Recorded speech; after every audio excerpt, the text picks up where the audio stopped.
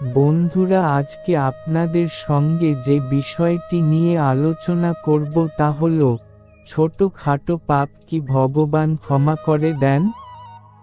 নমস্কার দর্শক বন্ধুরা, অমৃত কথা এক সুপ্রিয় ব্লগ Z4 ও এই ওয়েবসাইটে আপনাদের জানাই সুস্বাগতম। ভারতীয় দর্শন শাস্ত্র এবং বিভিন্ন দেবদেবীর পূজা অর্চনা এই ওয়েবসাইটের প্রধান বিষয়বস্তু। বন্ধুরা, আমাদের মধ্যে অধিক মানুষ এটাই জানেন না যে পাপ কি এবং পুণ্য কি। আজকালকার মানুষ তাদের ছোটখাটো ভুলগুলিকে হয়তো লুকিয়ে ফেলেন কিংবা সেটিকে তেমনভাবে নজর দেন না। আর বন্ধুরা, আমাদের প্রত্যেকের করা এই ছোট ছোট ভুলগুলি হিন্দু ধর্ম অনুসারে বাস্তবে পাপের শ্রেণীতে পড়ে। মানুষ এটা ভুলে যান যে নিজের যে সমস্ত ছোট ছোট ভুলগুলিকে তারা এড়িয়ে যাচ্ছেন সেগুলি আসতে চলা সময়ে তার জীবনে একটি বড় পাপের কারণ হয়ে দাঁড়াতে পারে। কিন্তু বন্ধুরা, আপনি কি জানেন, ভগবান আমাদের ছোটখাটো ভুলগুলোকে ক্ষমা করে দেন নাকি এর জন্য আমাদেরকে সাজা পেতে হয়? যদি না জেনে থাকেন তাহলে এই লেখাটি সম্পূর্ণ পড়ুন। আশা করি এই লেখাটি সম্পূর্ণ পড়ার পর আপনি বিষয়টি ভালোভাবে বুঝতে পারবেন। হিন্দু ধর্মগ্রন্থে বর্ণিত কথা অনুযায়ী একবার ভগবান শ্রীকৃষ্ণ তার পার্থ অর্জুনের সঙ্গে নগর পরিক্রমণ করতে বের হলেন। এইভাবে অনেকক্ষণ ঘুরতে ঘুরতে দুজনা একসময় একটি বনের কাছে এসে উপস্থিত হল। তখন তারা সেখানে একটি গাছের নিচে একটু বিশ্রামের জন্য বসে পড়েন। তারা বসার কিছুক্ষণের মধ্যেই শুনতে পান কিছু মানুষ চোর চোর বলে চিৎকার করছেন। ঠিক তখনই তারা দেখেন একটি মানুষকে তাদের দিকেই ছুটে আসতে। তখন অর্জুন বুঝতে পারে যে এটাই চোর, আর অর্জুন সঙ্গে সঙ্গেই সেই মানুষটিকে ধরে ফেলে। অর্জুন তখন সেই ব্যক্তিটিকে বললেন, সুস্বাস্থ্য গঠিত ও বলবান হওয়া সত্ত্বেও তুমি চুরি করছো, তোমার কি লজ্জা করে না?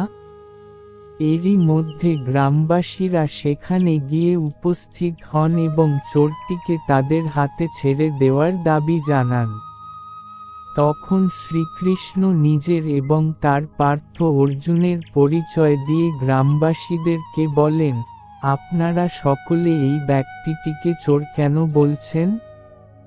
এই মানুষটি আপনাদের কি চুরি করেছে? তখন গ্রামবাসীরা উত্তরে বলেন, হে প্রভু, এই দুষ্ট মানুষটি আমাদের বাগান থেকে ফল চুরি করেছে। এই জন্য এই চোরটিকে আমাদের হাতে তুলে দিন। সকল গ্রামবাসীরা মিলে এই চোরকে সাজা প্রদান করা হবে। তখন শ্রীকৃষ্ণ ওই মানুষটিকে জিজ্ঞাসা করলেন, তুমি কি সত্যিই চুরি করেছ? আর যদি সত্যিই চুরি করে থাকো তাহলে কেন?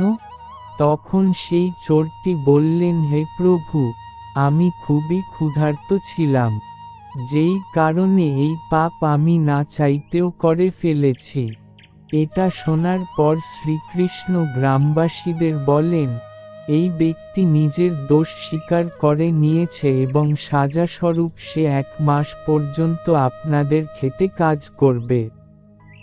1 মাসের সাজার কথা শুনে সেই চোর শ্রীকৃষ্ণের কাছে অনুরোধ করে বলে, হে প্রভু, এটা আমার প্রথম ভুল ছিল, কৃপা করে আমাকে ক্ষমা করুন। ক্ষমার কথা শোনার পরেই শ্রীকৃষ্ণ তার সাজা 1 মাস থেকে 6 মাস করে দেন। শ্রীকৃষ্ণের সাজার কথা শোনানোর পর গ্রামবাসীরা সেই চোরটিকে নিয়ে সেখান থেকে চলে যান। অন্যদিকে অর্জুন আবার এই পুরো ঘটনাটিকে খুব ভালোভাবে লক্ষ্য করছিলেন।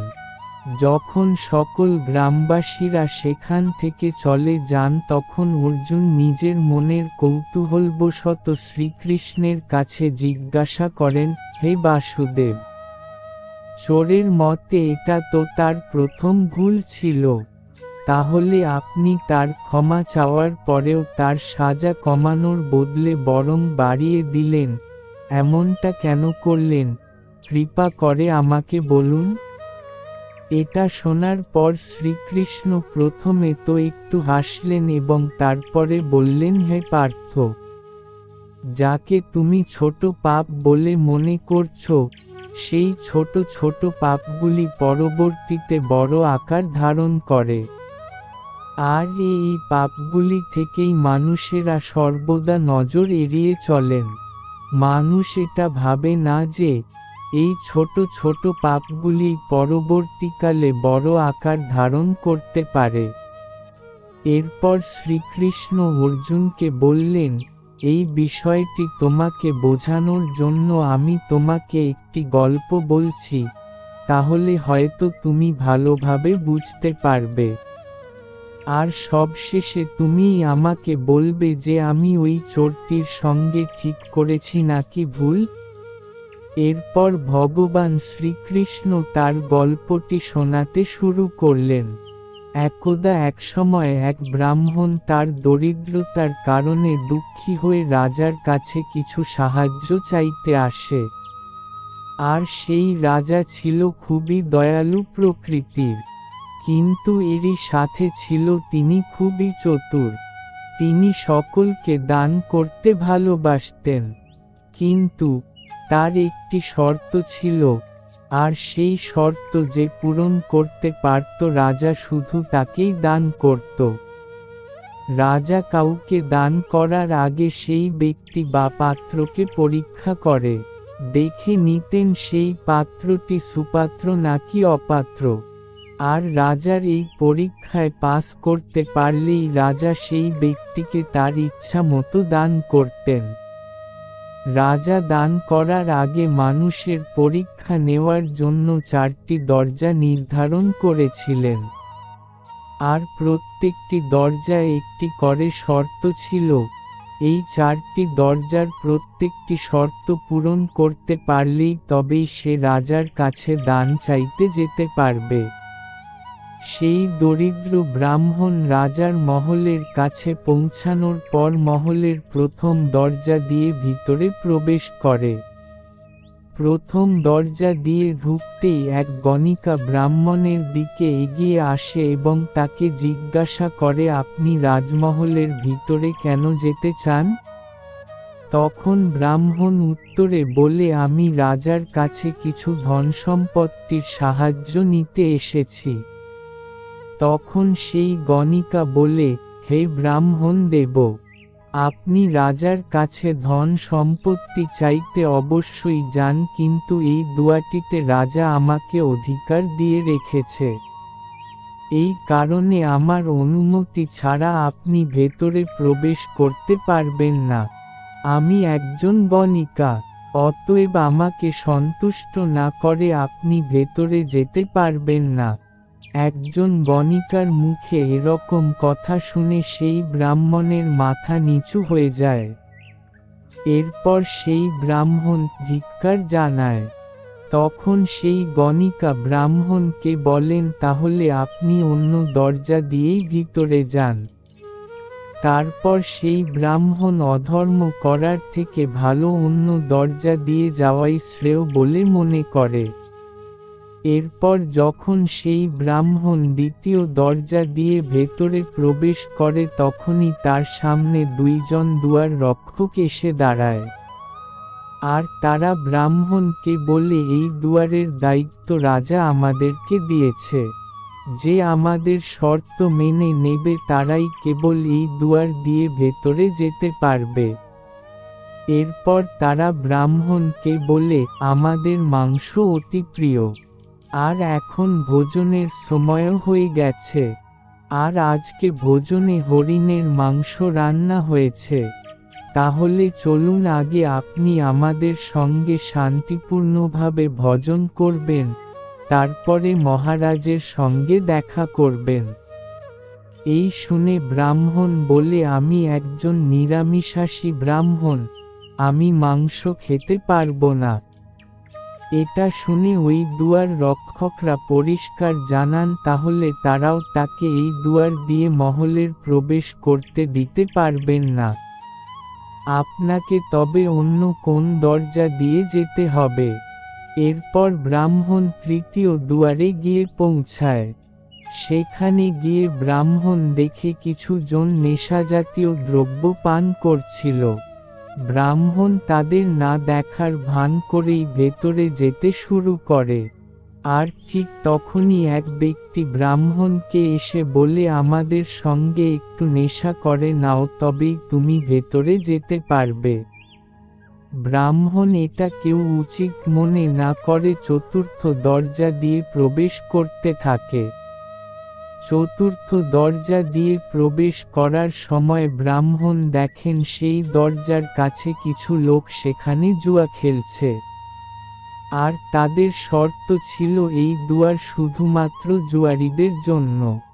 যে ব্যক্তিরা জুয়া খেলবে তারাই এই দরজা দিয়ে ভেতরে প্রবেশ করতে পারবে। জুয়া খেলা ধর্মের বিরুদ্ধে ছিল, তাই ব্রাহ্মণ খুব চিন্তিত হয়ে পড়েন। সে ভাবতে থাকে কি করে সে ভিতরে যাবে, কারণ 4টি দরজাতেই ধর্মের বিরুদ্ধে শর্ত রয়েছে। আবার অন্যদিকে সেই ব্রাহ্মণের অর্থের খুবই প্রয়োজন, তার রাজার সঙ্গে দেখা করতেই হবে। এরপর শ্রীকৃষ্ণ অর্জুনকে বলছেন, হে পার্থ, তার একদিকে ধর্ম ছিল এবং অন্যদিকে ধর্মের বিরুদ্ধে শর্ত ছিল। এই দুটি নিয়ে তার মনের মধ্যে যুদ্ধ হতে শুরু হয়। আর তখনই সে সব থেকে বড় ভুল করে। সে মনে করে জুয়া খেলা খুব ছোট পাপ, এই পাপ যদি সামান্য কিছু পরিমাণ করা হয় তাতে তার কোনো ক্ষতি হবে না। এরপর সেই ব্রাহ্মণ ভাবে তার কাছে 2 টাকা রয়েছে, এই 2 টাকা দিয়ে সে যদি জুয়া খেলে নেয় তাহলে সে ভিতরে যাওয়ার অনুমতি পাবে। তারপর সে সেই 2 টাকা দিয়ে জুয়া খেলতে শুরু করে। ব্রাহ্মণ জুয়া খেলায় যতটা পারদর্শী না হলেও তার ভাগ্য ভালো ছিল। সে সেই 2 টাকা থেকে 4 টাকা, 4 টাকা থেকে 8 টাকা, 8 টাকা থেকে 10 টাকা, এইভাবে সে টাকা জিততেই থাকে। এমতো পরিস্থিতিতে ব্রাহ্মণ রাজার কাছে যাওয়ার কথা ভুলেই যায়। আর সে জুয়া খেলায় প্রচুর পরিমাণে মত্ত হয়ে যায়। এরপর সে সন্ধ্যার মধ্যে হাজার হাজার টাকার অর্থ জিতে নেয়। সন্ধ্যার সময় জুয়ার আসর বন্ধ হয়ে যায়।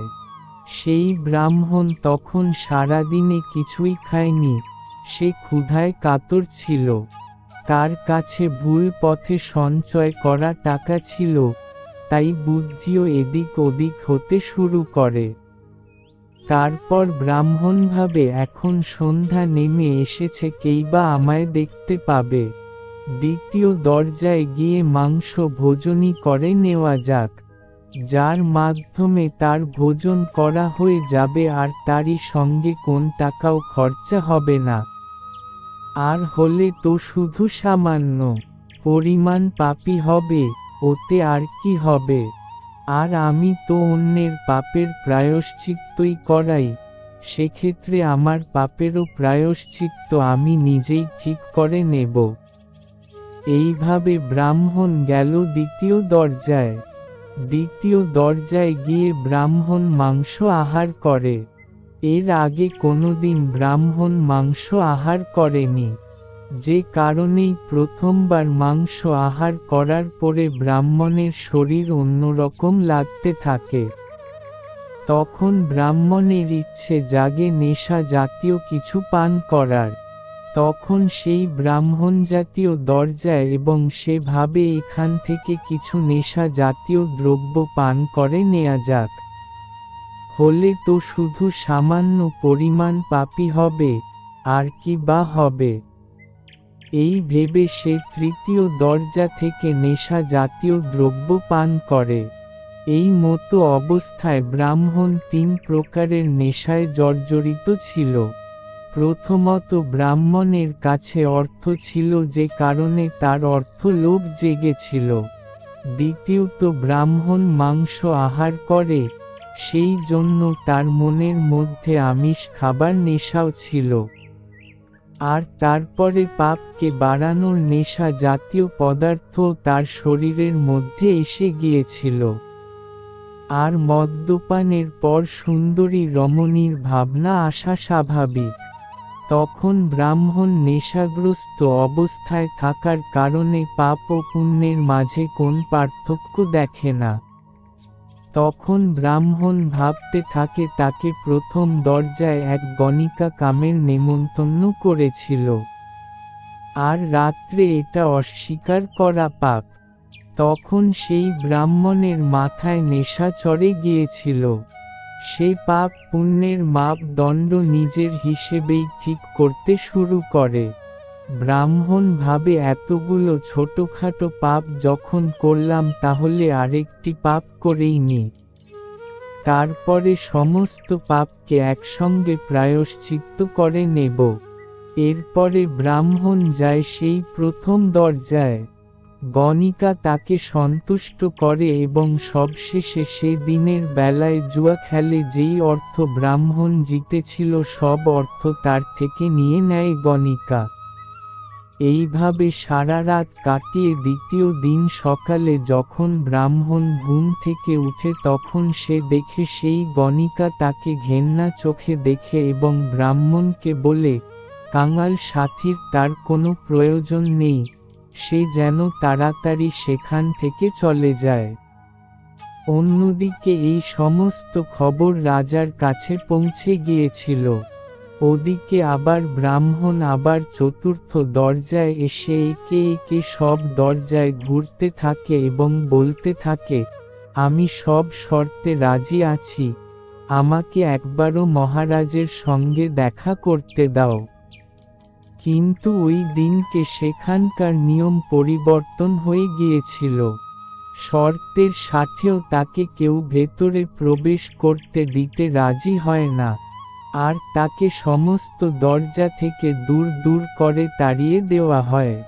তখন ব্রাহ্মণ প্রবেশ দরজার বাইরে বসে আপন মনে ভাবতে থাকে, আমি রাজার কাছে অর্থ তো পেলামই না, আর আমার কাছে যে 2 টাকা ছিল তাও হারালাম।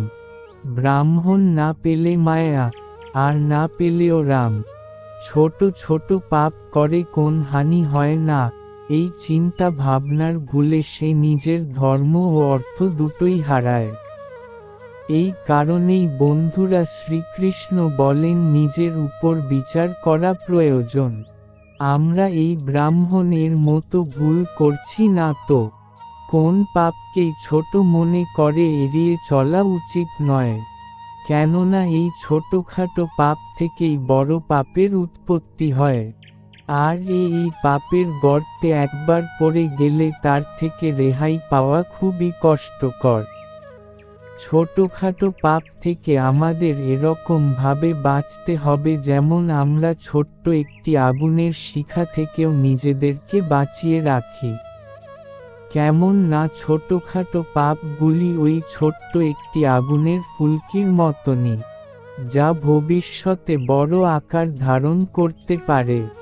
জীবনে কোন মানুষ দুজনের থেকে কোন কিছু লুকাতে পারে না, এক ঈশ্বরের থেকে, দ্বিতীয়ত নিজের থেকে। আর নিজের কাছে একবার যদি নিজে ছোট হয়ে যান তাহলে সারা জীবনই আপনার বেঁচে থেকেও মরার মতো অনুভূতি হবে। এই কারণেই বন্ধুরা ছোটখাটো পাপকে সর্বদা এড়িয়ে চলুন। সবশেষে শ্রীকৃষ্ণ অর্জুনকে বলেন, হে অর্জুন, এই কারণের জন্যই আমি ওই চোরকে এই ছোট্ট একটি ভুলের জন্য এত বড় শাস্তি দিয়েছে।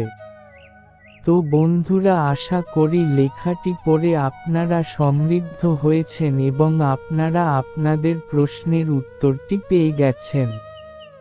ভালো লাগলে আপনজনের উদ্দেশ্যে অবশ্যই শেয়ার করবেন। আজ এখানেই শেষ করলাম। নমস্কার, ধন্যবাদ। ঈশ্বর আপনার মঙ্গল করুক। একটি মন্তব্য পোস্ট করুন। যদি আপনার কোনরূপ কোন প্রশ্ন থাকে কমেন্ট বক্সে অবশ্যই জানাবেন। পরবর্তী আপডেট পেতে সাবস্ক্রাইব করে রাখবেন এবং সকলের উদ্দেশ্যে শেয়ার করবেন। অমিত রয় অ্যান্ড মোহনা রয়।